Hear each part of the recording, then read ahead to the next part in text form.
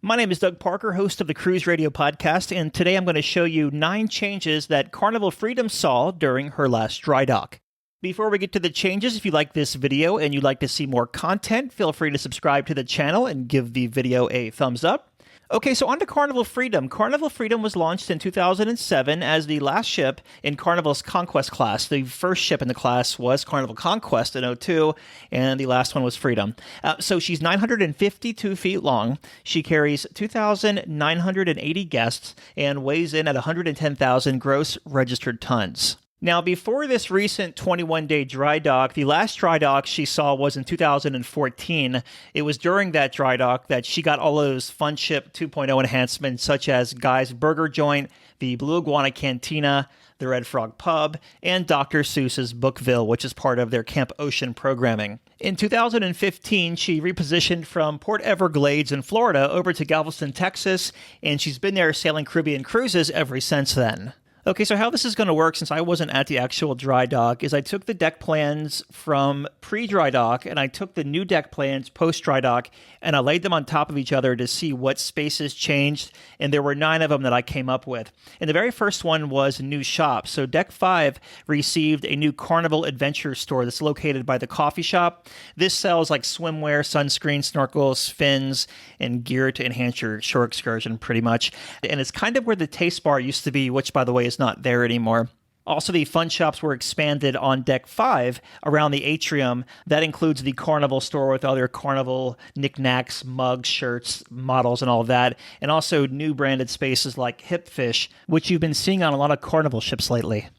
Number 2 is the addition of Bonsai Sushi Express. So if you've been on some of Carnival's newer ships or ones that have been refurbished like Breeze, Dream, Horizon, Carnival Legend, Carnival Pride were the refurbished ones, Carnival Sunshine, and Carnival Vista, they have the sit-down Bonsai Sushi restaurants where there's table service, they bring you a menu, they take your order and all that stuff.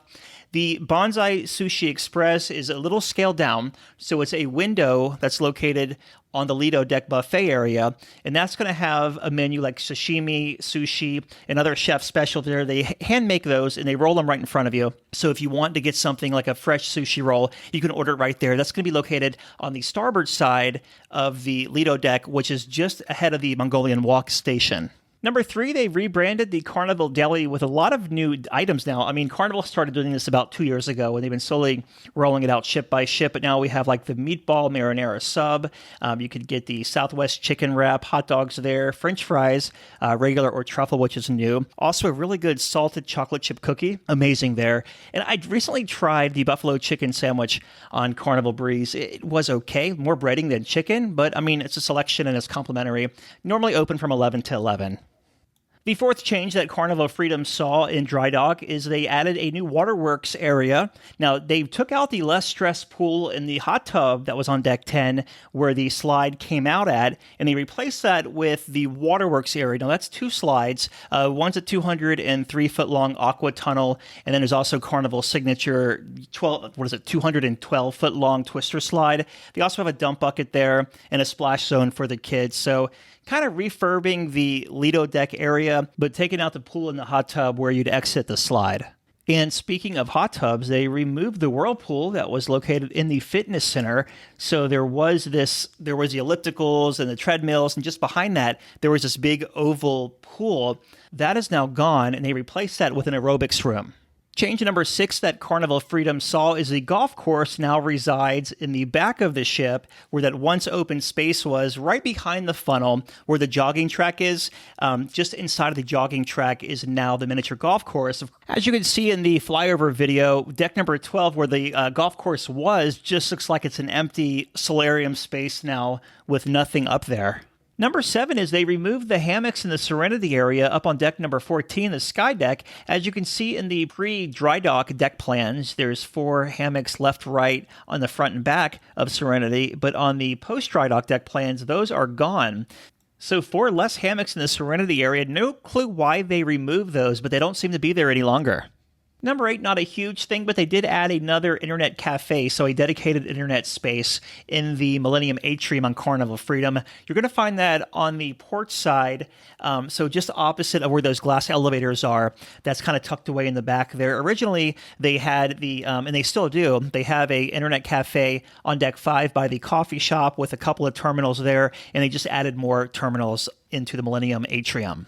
And last but not least, they added some accessible handicap-related features onto Carnival Freedom. They added 4 new accessible restrooms, so handicap-accessible restrooms, just outside of the main dining room, the Posh Restaurant. That's the aft main dining room. On decks 3 and 4, you'll find an accessible restroom on each level there. Also up one more level on deck number 5, just outside of the International Aft Lounge, which is also used as the Punchliner Comedy Club. That's there as well. And on deck number 9, they installed an accessible restroom next to the men's restroom, kind of by Guy's Burger Joint. You'll find one right there.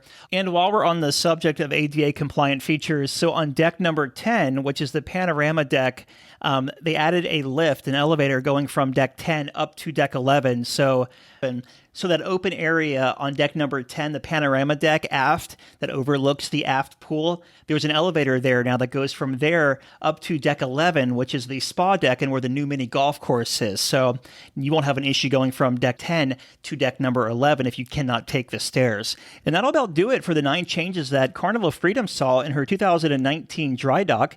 If you like this video and you want to see more content, subscribe to the channel and give the video a thumbs up. You're the reason why I make these videos. So what do you think of Carnival Freedom? Have you sailed her? Will you sail her? Did you like her when you did cruise on her? Let me know in the comments below.